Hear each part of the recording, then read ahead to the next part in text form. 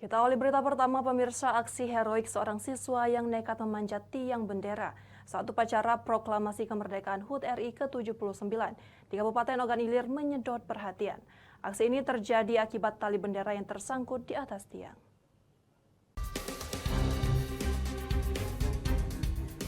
Inilah aksi heroik seorang siswa yang nekat memanjat tiang bendera saat upacara detik-detik proklamasi kemerdekaan HUT RI ke-79 yang dilaksanakan di Kecamatan Pemulutan, Kabupaten Ogan Ilir, Sumatera Selatan. Saat penarikan tali bendera ke atas, ternyata tali bendera tidak bisa naik sepenuhnya ke atas karena tersangkut dan mengalami masalah. Tak ingin upacara sakral itu gagal, seorang siswa kelas 12 MA Nurul Amal Pancasila di Ogan Ilir ini langsung berlari ke tengah lapangan dan spontan memanjat tiang tersebut. Para peserta dan undangan yang hadir pun sempat dibuat khawatir oleh aksinya karena takut membahayakan keselamatan. Namun aksinya tersebut ternyata membuahkan hasil.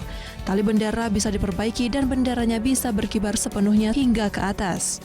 Aksi siswa ini pun sontak mendapat pujian dan viral di media sosial. Bahkan usai turun dari memanjat tiang bendera, siswa tersebut langsung dipanggil ke atas panggung.